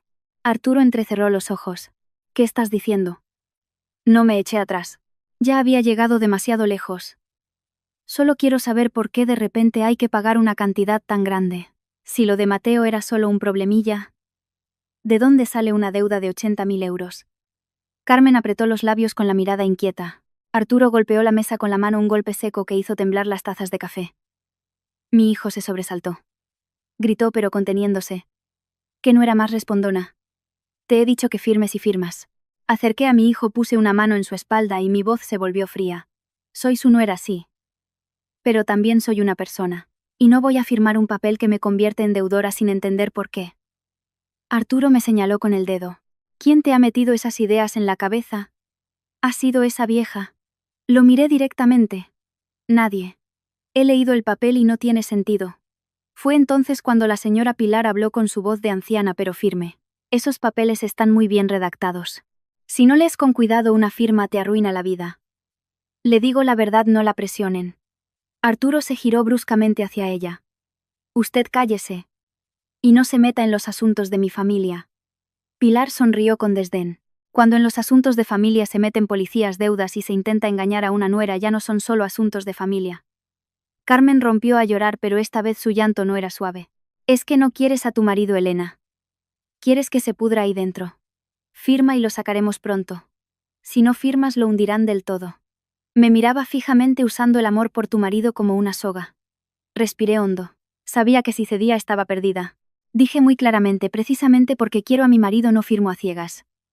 Si firmar esto lo salvara de verdad lo haría ahora mismo. Pero este papel no lo salva a él. Salva a otra persona. Arturo gruñó. ¿A quién? Lo miré sin apartar la vista. A Héctor. El aire en el salón se volvió irrespirable. Carmen dejó de llorar con los ojos muy abiertos. Ana casi se desmaya apoyándose en el marco de la puerta. Arturo se puso de pie de un salto con la cara roja de ira. ¿Cómo te atreves? Yo seguía sentada pero con la espalda recta. Sentí que algo dentro de mí se había roto la cuerda de la sumisión. Dije lentamente: me atrevo porque soy la mujer de Mateo. Llevo 2 años criando a mi hijo sola. Si Mateo está pagando por la culpa de otro, no voy a seguir cargando yo con la deuda. Carmen se abalanzó hacia mí, siseando entre dientes ya sin llamarme hija. Así que lo sabes, ¿eh? Pues eres la nuera de esta familia. Y tienes que ser sensata. ¿O es que no te hemos dado de comer? Esa última frase fue un insulto directo. Respondí cortante. No. Nunca me habéis dado de comer. Me he mantenido a mí misma y a vuestro nieto. Arturo señaló hacia el patio. Si no firmas no te mueves de aquí. Cerraremos el portón. Y te quedarás a pensar. Abracé a mi hijo. No lloré. Solo sentí frío. Un frío que nacía de la comprensión, de que desde el momento en que pronuncié el nombre de Héctor, ya no era su nuera, era la que había estropeado su plan. Y a esa persona siempre se la intenta aplastar primero. Apenas Arturo terminó de hablar oí el sonido de pasos apresurados en el patio. Sin mirar supe que alguien estaba cumpliendo su orden. El ambiente en la casa se volvió denso, asfixiante. Carmen, de pie frente a mí, ya no tenía lágrimas en los ojos. Ahora su mirada era dura y afilada como una navaja. Era una frialdad que me estremeció porque no era la ira del momento, sino algo que siempre había estado ahí esperando la ocasión para salir. No te creas tan lista por saber 4 cosas, dijo Carmen bajando la voz pero con cada palabra cargada de veneno. En esta familia todos nos sacrificamos por los demás. Eres la mujer de Mateo si no te sacrificas por él. ¿Por quién lo vas a hacer? Apreté a Javi contra mí.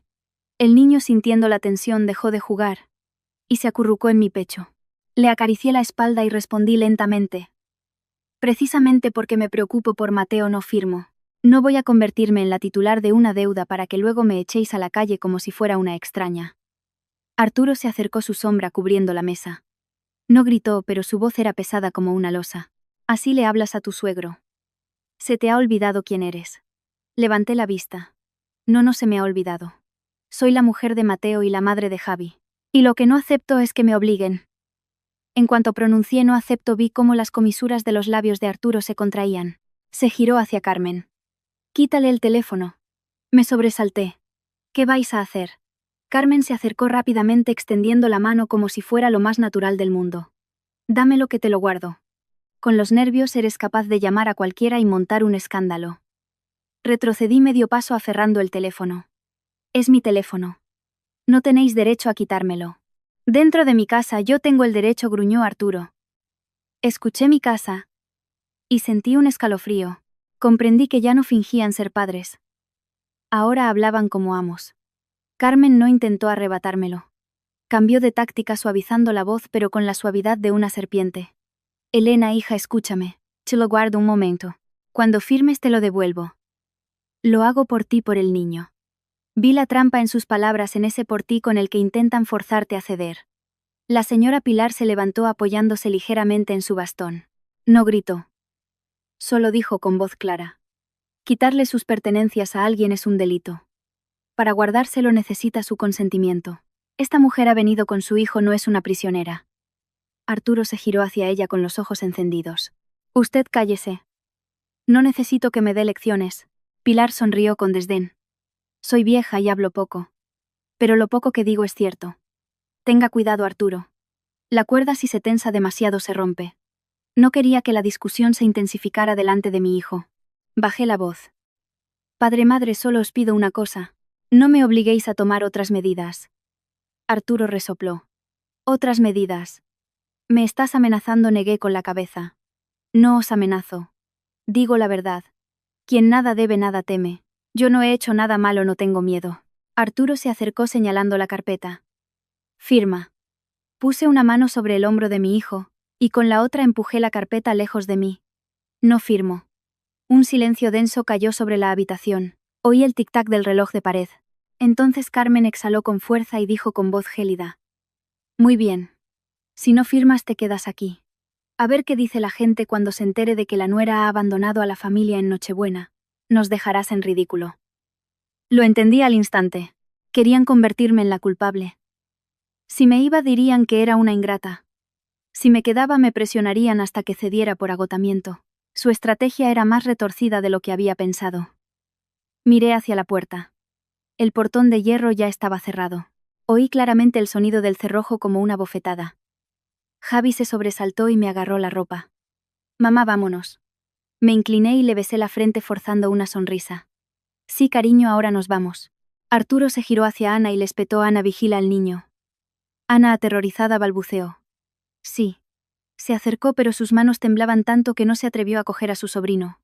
Al verla sentí lástima. Estaba atrapada entre el miedo y la lealtad familiar. Pero la lástima no iba a salvar a nadie en ese momento. Carmen volvió a extender la mano, esta vez sin pedirlo. El teléfono. Lo agarré con fuerza. No. Arturo dio un paso hacia mí, su voz grave resonando en la habitación. Si quieres que todo vaya bien, dámelo. Si quieres montar un escándalo, quédatelo. Lo miré directamente, mi mente trabajando a toda velocidad. Entendí que si se lo proponían podían quitármelo por la fuerza, y luego decir que estaban educando a la nuera. No podía permitir que mi hijo viera una escena así. Les di el teléfono, pero no como una rendición. Miré a Carmen a los ojos y dije claramente. Te lo doy porque no quiero que mi hijo se asuste. Pero recuérdalo, lo guardas, no lo tocas. Carmen me lo arrebató y se lo guardó en el bolsillo respondiendo secamente. Así se hace. Una buena nuera es obediente. Escuché la palabra nuera y sentí un sabor amargo. Arturo señaló hacia las escaleras. Sube al niño a la habitación a descansar. Mañana hablaremos. No me moví de inmediato. Me giré hacia la señora Pilar, mi mirada pidiendo consejo. Ella asintió levemente, indicándome que no tensara más la situación por ahora. Cogí a Javi en brazos y subí las escaleras, el crujido de la madera bajo mis pies. Al llegar a la habitación entré y cerré la puerta. El ruido de abajo se silenció de golpe. Solo quedaba mi respiración y los sollozos de mi hijo. Lo acosté en la cama, lo tapé, y me senté a su lado con la espalda recta y las manos heladas. No lloré. Solo vi una cosa con una claridad meridiana desde el momento en que cerraron el portón y me quitaron el teléfono. Esto había dejado de ser un asunto de familia. Y cuando a una madre con su hijo se la acorrala, lo más temible no son sus lágrimas sino su lucidez. Eché el cerrojo de la habitación y arrimé una silla de madera a la manilla como un acto reflejo. No es que quisiera buscar problemas, pero cuando una mujer con un hijo no se protege a sí misma, se convierte en un colador por donde se escapa todo. Javi, sentado en la cama, tenía los ojos rojos. No entendía qué era firmar papeles ni qué era una deuda, pero percibía que el ambiente de la casa ya no era el mismo que al llegar. Susurró: mamá, quiero irme. Lo abracé besándole el pelo y le dije en voz baja. Lo sé, cariño. Susurró: cariño. Susurró: cariño. Le di unas palmaditas en la espalda con un ritmo constante mientras mi mente no dejaba de dar vueltas. ¿Y si intentaban algo esta noche? ¿Qué haría? Sin teléfono, con el portón cerrado en un pueblo extraño en su casa. Mi hijo era pequeño, tenía que pensar en una forma de actuar sin que él entrara en pánico. La señora Pilar susurró como si leyera mis pensamientos. No tengas tanto miedo. El miedo te paraliza. Recuerda una cosa, si ellos hacen algo malo tienen más miedo que tú. Asentí, pero seguía tensa como la cuerda de un violín. Cerca de la medianoche los ruidos de la planta baja cesaron. Pensé que todos se habían ido a dormir cuando escuché unos pasos. No eran los pasos de alguien que va a por agua. Eran lentos, deliberados, intentando no hacer ruido. El crujido de la escalera muy suave y luego silencio. Contuve la respiración.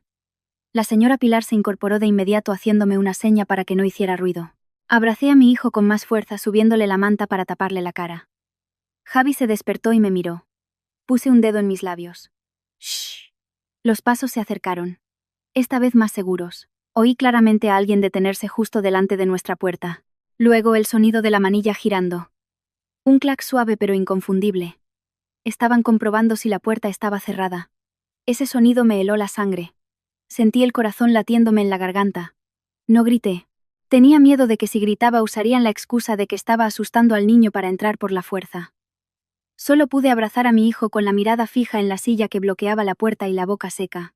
La señora Pilar se levantó, se acercó a la puerta y dijo con la voz lo suficientemente alta para ser oída: «¿Quién anda ahí fuera?». Un silencio sepulcral. Tan profundo que podía oír el zumbido del ventilador de techo. La señora Pilar insistió con más firmeza. «Ya es tarde. Si hay algo que decir se dice mañana. No andéis con tonterías». Silencio de nuevo. Un momento después los pasos se alejaron crujiendo hasta desaparecer. Solté el aire que había contenido como si acabara de salir a la superficie después de estar bajo el agua. Javi, temblando, se acurrucó aún más en mi pecho.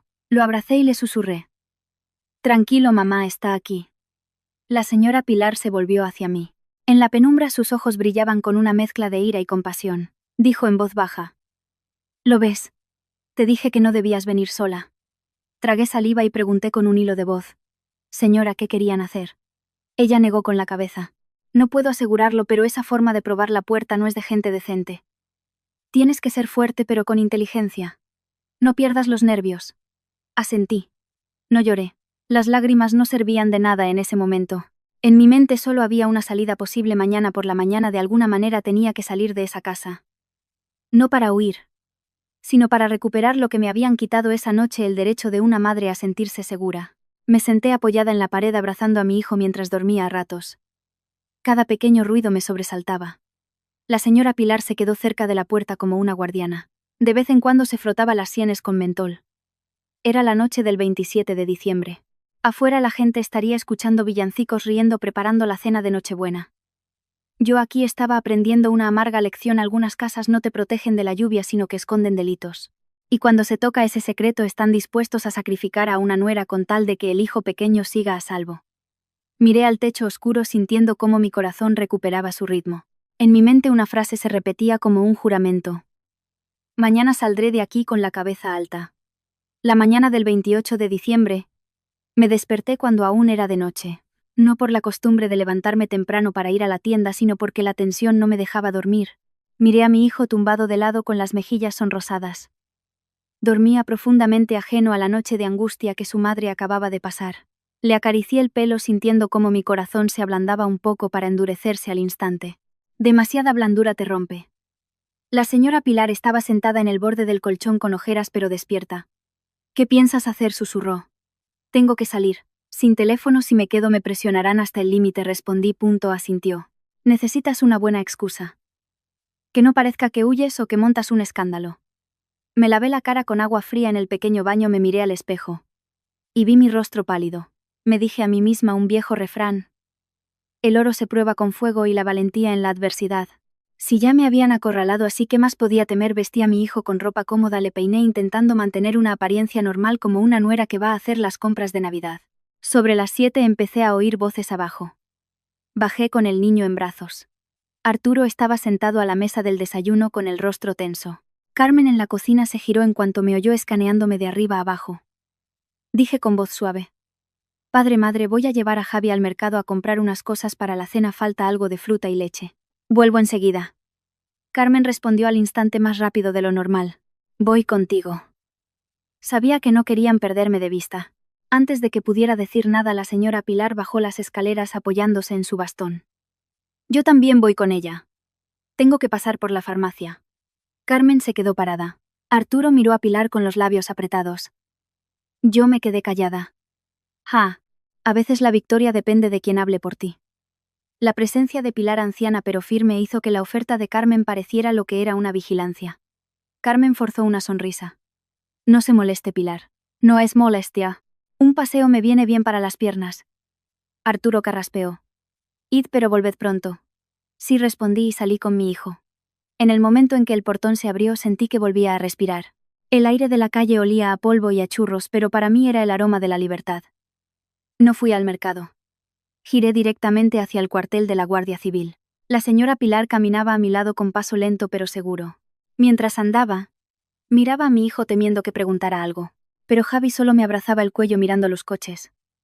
De vez en cuando señalaba algo, y yo solo asentía intentando que no notara que su madre estaba temblando. Al llegar al cuartel bajé a Javi, y le cogí la mano con fuerza. Entré en la oficina de atención al ciudadano, y di mi nombre, mi dirección y el motivo de mi visita. Mi voz no era alta. Intenté hablar con la misma claridad con la que apuntaba las deudas en la libreta, de forma concisa y sin adornos. Expuse 3 puntos principales. Primero, que mi familia política me estaba coaccionando para firmar unos documentos que me hacían responsable de una deuda de 80.000 euros con la excusa de ayudar a mi marido. Hice hincapié en que no me habían dado una explicación clara y me habían puesto en una situación de presión para que firmara. Segundo, que cuando me negué y empecé a hacer preguntas me habían retenido contra mi voluntad, cerrando el portón, quitándome el teléfono y creándome una sensación de encierro. Aclaré que estaba con mi hijo pequeño y que una vecina aquí presente era testigo. Tercero, y lo que me obligaba a denunciar, era mi sospecha de que estaban encubriendo un delito y obligando a otra persona a asumir la culpa. Dije la verdad, que solo tenía el testimonio de una vecina sin pruebas, pero que el comportamiento de mis suegros y la insistencia en que firmara me hacían creer que había algo turbio que debía investigarse. El guardia que me atendió se puso muy serio. Me hizo varias preguntas para aclarar los hechos: quién había redactado los papeles, si los había visto alguien más, si conservaba alguna copia, desde cuándo me habían quitado el teléfono, si me habían amenazado directamente. Respondía todo con la verdad sin especular. Añadí un detalle que me dolía recordar: la extraña calma de mi marido el día de la sentencia, como si ya lo esperara, y que durante todo este tiempo nunca me había contado la verdad. Cuando le preguntaron a la señora Pilar, fue breve. Dijo que vivía en el pueblo, que había oído rumores durante mucho tiempo, que había visto a la familia hacer muchos movimientos extraños, y que esa mañana me había acompañado por miedo a que me obligaran a hacer algo. No se anduvo con rodeos, solo dijo aquello de lo que podía dar fe. El guardia tomó notas, y me dijo que mantuviera la calma. Informaría a sus superiores, y por la tarde irían a la casa a investigar. Me recomendó que mientras tanto evitara confrontaciones, no firmara absolutamente nada y mantuviera a mi hijo a salvo. Al oír no firmé nada, sentí que me habían lanzado un salvavidas. Salí del cuartel con mi hijo, todavía nerviosa pero con las ideas claras. Sabía que acababa de hacer algo que nunca me había atrevido a hacer: llevar un asunto familiar ante la ley. Pero también entendí que hay cosas que dejan de ser familiares cuando se usan para pisotear la dignidad y el futuro de una madre y su hijo. De vuelta a casa, la señora Pilar me dijo en voz baja: has hecho lo correcto. Hay un refrán que dice: al pan pan y al vino vino. A veces hay que ser así de claro. No respondí de inmediato. Solo abracé a mi hijo con más fuerza. El miedo seguía ahí, pero ahora tenía una forma definida. Y cuando el miedo tiene forma, sabes cómo enfrentarte a él. Al llegar al portón, antes de entrar, vi a Carmen esperándonos en el porche con la mirada nerviosa. Entré con Javi manteniendo la calma. Ya estamos aquí, mamá. No me preguntó qué había comprado. Me preguntó con una ligereza que escondía una acusación. Habéis tardado mucho en el mercado. Había mucha gente, respondí. Hablar de más era un error. Entré y me senté con mi hijo sin dejar que se alejara. Arturo, en la mesa del desayuno, no me miraba. ¿Dónde habéis estado?, preguntó sin dirigirse a mí directamente. En el mercado, padre, dije, diciendo solo media verdad. La otra media no era necesaria en ese momento. Carmen forzó una sonrisa, cambiando de tono. Bueno, lo de esta mañana fue un malentendido. Es Navidad, no estemos enfadados. Ve a la cocina a comer algo. Escuché malentendido y sentí un escalofrío. Un malentendido era cerrar el portón, quitarme el teléfono, intentar abrir la puerta de mi habitación por la noche. Pero no discutí. No tengo hambre. Gracias. Me senté con mi hijo y le di una galleta. La señora Pilar se sentó en su rincón como una simple visitante. Su calma me dio fuerzas. Poco después de las 3 de la tarde una moto paró fuera. Oí voces. Mi corazón dio un vuelco pero no lo demostré. Arturo se levantó. Carmen se arregló el pelo nerviosamente. 2 guardias civiles y un funcionario del ayuntamiento entraron. Saludaron y se sentaron. Arturo les ofreció café. Carmen sacó unos dulces. Qué duro trabajar en estas fechas, dijo con una dulzura falsa. El guardia fue directo al grano, habían recibido una denuncia por coacción, retención y falsedad documental, y venían a investigar. Al oír retención vi cómo Arturo se tensaba. Aquí no hemos retenido a nadie. Es mi nuera, está pasando la Navidad con nosotros. Si es que ella se preocupa demasiado, se imagina cosas, añadió Carmen. El guardia se giró hacia mí. Señora Rodríguez, por favor, repita su declaración delante de la familia. Puse una mano en la espalda de Javi y con voz firme conté todo de nuevo: los papeles, la deuda, el portón cerrado, el teléfono, el intento de abrir la puerta. No lloré. No necesitaba llorar. Necesitaba que escucharan cada palabra. Eso es mentira. Nadie intentó abrir ninguna puerta, saltó Carmen. Fue entonces cuando la señora Pilar habló. Yo lo oí. Pregunté quién era y se fueron. El guardia pidió ver los papeles. Arturo intentó resistirse. Son papeles de familia para ayudar a mi hijo. Si es para ayudar, con más razón hay que ser claros. Arturo a regañadientes los entregó. El funcionario los examinó. Simple. Marró. Simple. Marró.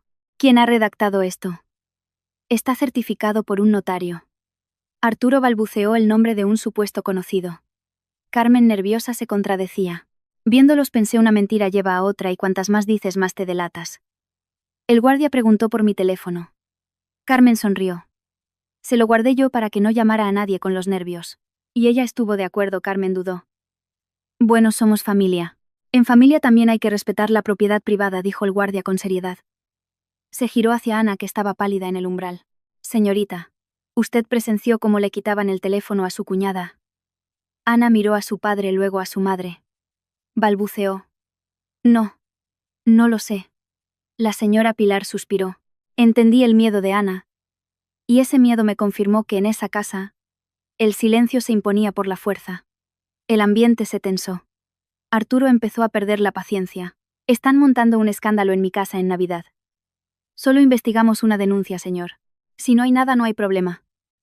En ese momento sonó el teléfono fijo de la casa. Carmen se sobresaltó y le hizo una seña a Ana. Ana, temblando, cogió el auricular. Apenas se lo acercó a la oreja, se quedó petrificada, tan pálida como el papel. Miró a su padre con la boca abierta. ¿Quién es? Ana, gritó Arturo. Ana tragó saliva y dijo como si cada palabra fuera una losa. Padre. Madre. Llaman para decir. ¿Qué? Han detenido a Héctor. En ese instante, oí un crack en mi interior. La cuerda que tanto habían tensado por fin se había roto. Carmen se derrumbó en el sofá llorando a gritos. Arturo se quedó inmóvil como una estatua hueca. El guardia lo miró fijamente. Si se demuestra que hubo encubrimiento y coacción, se abrirá una investigación. Cogí a Javi en brazos y me levanté. Mi hijo, asustado por los gritos, no entendía nada. Lo abracé con fuerza y me giré hacia la señora Pilar. Ella asintió como diciendo: la verdad ya ha salido. No tenemos nada más que hacer aquí. Salí del salón, crucé el porche donde las luces de Navidad seguían parpadeando como una burla. Ya no me parecían bonitas. Me parecían la fina capa de pintura que se desconcha para revelar una grieta profunda y antigua. Apenas salí al porche, el caos se desató a mis espaldas. Carmen lloraba tan fuerte que seguramente la oían en todo el pueblo. Arturo discutía con los guardias con la voz rota. Ana seguía paralizada con el teléfono en la mano, como si no pudiera creer lo que acababa de oír. Abracé a Javi con fuerza, como protegiéndolo de un viento tóxico. El niño me susurró: mamá, ¿por qué llora la abuela? No le respondí directamente. Solo le dije: no tengas miedo, estoy aquí. Hay cosas que los adultos provocan y que los niños no necesitan entender. La señora Pilar caminaba a mi lado. Vámonos, hija, no te quedes aquí. Asentí y me dirigí al portón, pero la voz de Arturo me detuvo. Elena. ¿A dónde vas? Me di la vuelta. Ya no lo miraba como una nuera. Lo miraba como a otro adulto que debía responsabilizarse de sus actos. Llevo a mi hijo a casa de mi madre. Al oír esto, Carmen corrió y me agarró de la manga clavándome las uñas. No te vayas, hija, por favor. ¿Qué pensará la gente? Quédate. Lo arreglaremos, te lo ruego. La miré. 2 años atrás, si me hubiera suplicado así, quizás habría cedido. Pero después de la noche anterior, después de los papeles, después del... ¿Acaso te hemos dado de comer? Mi corazón se había endurecido. Le quité la mano con suavidad, sin brusquedad. Mamá, no quiero más problemas. Solo quiero paz para mi hijo. Arturo se acercó bajando la voz en un tono amenazante. Si te vas, ten cuidado con tu reputación. Lo miré directamente. Buena o mala, mi reputación es mía. Lo que no voy a hacer es cargar con la humillación de otros. Esa frase la dejó sin palabras. Ana, detrás de ellos, se mordió el labio con los ojos enrojecidos. Ya no la culpaba, solo sentía lástima. Había crecido en una casa donde la verdad era algo que había que tragarse. Los guardias salieron al porche. Uno de ellos le dijo a Arturo: cálmense, por favor. Investigaremos cada cosa por separado. Luego se dirigió a mí. Señora Rodríguez, vaya a un lugar seguro con el niño. Si necesitamos algo más, nos pondremos en contacto con usted. Escuchar la palabra seguro casi me hace llorar. En 2 años todo el mundo me había dicho aguanta, pero nadie me había dicho ponte a salvo. Asentí y salí. El arresto de Héctor se había extendido como la pólvora. Al llegar al final de la calle ya había vecinos cuchicheando. Ya ves, le decía una mujer a otra, al final todo sale a la luz. El tiempo pone a cada uno en su sitio, comentaba un hombre que pasaba. Escuchaba sus palabras y sentía un nudo en el estómago. No por vergüenza, sino porque entendía que el qué dirán que tanto valoraba a Arturo se estaba desmoronando ante sus ojos. Era el precio de anteponer el orgullo a la justicia. Cada uno cosecha lo que siembra. Aceleré el paso. La señora Pilar me acompañó hasta el cruce y se despidió. Hija, a partir de ahora ten cuidado con lo que dices y haces. No dejes que le den la vuelta a la tortilla. La gente acorralada es peligrosa. Lo sé, señora. Gracias. Si no hubiera sido por usted. No pude terminar la frase. Ella me hizo un gesto con la mano. Soy vieja. Solo quiero que se haga justicia. Cuida de tu hijo. Llamé a un taxi para que me llevara a la estación. En el coche Javi se durmió en mi hombro. Me preguntó medio dormido. Mamá. Papá va a volver. Lo miré con una sonrisa triste. Sí, cariño. Papá volverá. Esta vez esa frase no era una mentira para consolarlo. Era un objetivo, algo que tenía que conseguir. Al llegar a casa de mi madre, una casita humilde en un barrio obrero, no lujosa pero con olor a comida casera y a cariño sincero, mi madre me abrió la puerta. Al vernos se le enrojecieron los ojos. No preguntó mucho. Solo nos abrazó a los dos. Apoyada en su hombro sentí un calor que llevaba 2 años anhelando. Esa noche dormí de un tirón. No fue un sueño tranquilo, pero fue un sueño sin sobresaltos. En mi mente aún resonaba el cerrojo del portón, el golpe en la mesa. Pero esos sonidos ya no me paralizaban. Eran la prueba de que no me lo había imaginado, de que no había exagerado. Solo había sacado la verdad a la luz. Y cuando la luz se enciende, lo que es falso y brillante se convierte en cenizas. Después de las fiestas, la vida en Sevilla volvió a la normalidad. Yo también volví al trabajo. La señora Isabel solo me dijo: tú trabaja tranquila, si necesitas algo pídemelo. Sentí un nudo en la garganta. Mi madre tampoco me preguntaba por mis suegros, solo repetía: si has hecho lo correcto, no tengas miedo. Era un ancla que me mantenía firme. Porque lo que venía ahora no eran presiones familiares, sino una maquinaria de papeleo, citaciones y declaraciones. Yo no entendía de leyes, pero sabía una cosa: si no mientes y no exageras, no tienes por qué bajar la cabeza. Unas semanas después recibí la llamada de un abogado, el señor Pons. Me hizo preguntas muy concretas: si había visto los documentos originales, quién me los había dado, si tenía alguna foto. Le dije la verdad, que no había podido hacer fotos, pero que recordaba perfectamente el contenido y las cifras. El abogado me dijo que la coacción y la retención eran elementos cruciales. Me aconsejó que en cada declaración me limitara a contar lo que sabía sin especular. Días después me citaron de nuevo. Dejé a Javi con mi madre y fui sola. En la oficina sentí que estaba aprendiendo a medir cada palabra.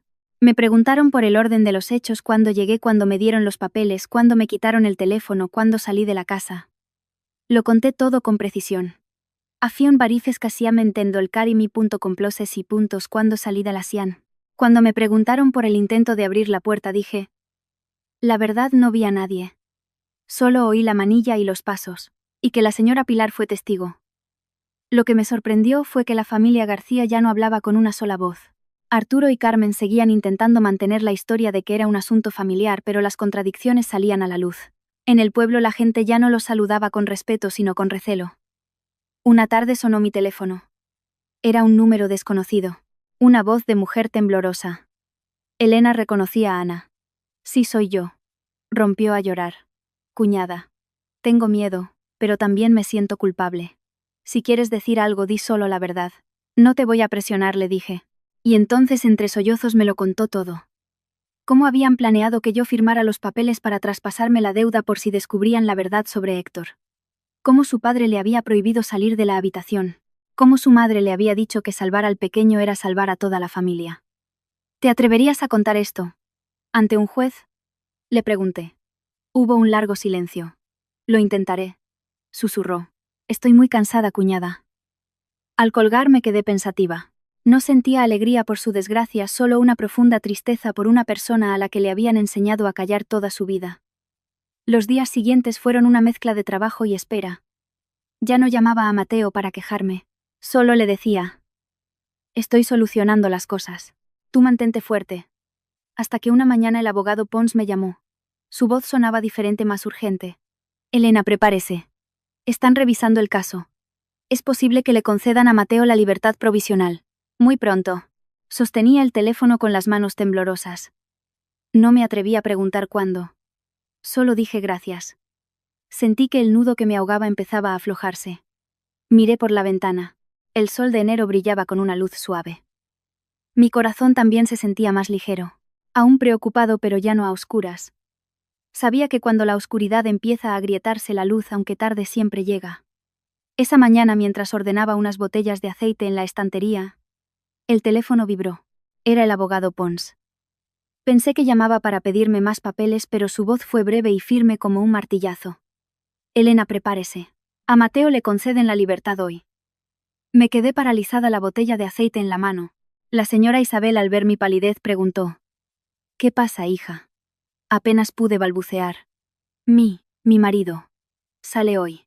Dejé todo. Cogí a Javi y salí corriendo como si un rayo me hubiera alcanzado. El aire de enero en Sevilla no era frío, pero el viento se colaba por mi ropa haciéndome temblar. Senté a mi hijo en un taxi. Él no entendía qué significaba libertad, solo que su padre volvía y sus ojos brillaban. ¿De verdad, mamá? Papá viene a casa. Me traerá un regalo. Sonreí mientras las lágrimas corrían por mis mejillas sin control.